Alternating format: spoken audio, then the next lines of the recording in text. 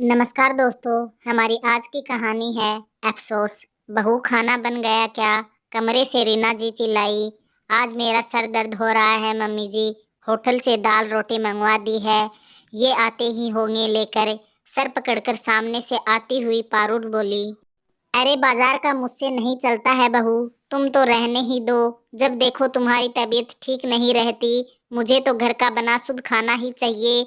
खिसियाई रीना जी बोली, दवा खाई है मम्मी जी, अभी खिचड़ी चढ़ा दूंगी आपके लिए, कहकर पारुल कमरे में चली गई।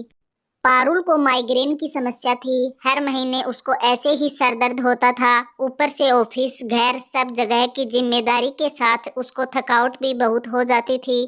पर रीना जी ने कभी उसकी दशा पर अफसोस तक न जताया। जब कभी घर में रसोइया रखने की बात आती है तो रीना जी जात पात का नाटक लेकर बैठ जाती थी कि मैं सबके हाथ का बना नहीं खा सकती, खाना तो बहू ही बनाएगी।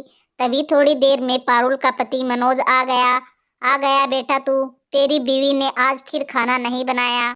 ये हर महीने का इसका नाटक है। मैं कहती हूँ पैसा फालतू का है जो ये होटल के खाने पर उड़ाती है। अरे घर में पकाने में इसको आफत आती है क्या? घर में घुसते ही बेटे के सामने अलाप शुरू कर दिया रीना जी ने। मम्मी जी बस भी करो, सादी दाल और रोटी लाया हूँ, खा लो, मनोज ने कहकर बात टालनी चाहिए। अरे तू उसकी गुलामी करता रहे बस, ये फ्री में तो आता नहीं है। महारानी नौकरानी क्यों नहीं छोड़ देती? इतनी दिक्कत है तो। अभी भी रीना जी का पारा सातवें आसमान पर था। अपनी मम्मी की बातों पर ध्यान न देकर मनोज पारुल के हाल चाल लेने अंदर चला गया। कमरे तक रीना जी के उल्हानों की आवाज साफ साफ सुनाई दे रही थी और पारुल का सर दर्द से फटे जा रहा था। सास की बातें सुनकर वो रो रही थी। मनोज बहुत सहन करता था, पर आज पारुल की ऐसी दशा उसको नागवार गुजरी। क्या चाहती हो मम्मी, नौकरी छोड़ दे वो? 50,000 की तनख्वाह है उसकी। आप महीने में एक दिन खाना मैनेज नहीं करती हो? आपको मजाक लगता है क्या सब कुछ? शायद आपको लगता है फ्री के 50,000 कमाने वाली नौकरानी आपको मिल गई है। ऑफिस में वो लगी रहती है, घर पर तो लगी ही रहती है। अरे अगर आपको समस्या है तो क्या महीने में एक दिन आप काम नहीं चला सकती? जब कभी वो मायके जाती है तब भी तो खुद के लिए खिचड़ी बना ही लेती हो आप। फिर उसका बीमार होना आपको नौटंकी क्यों लगता है?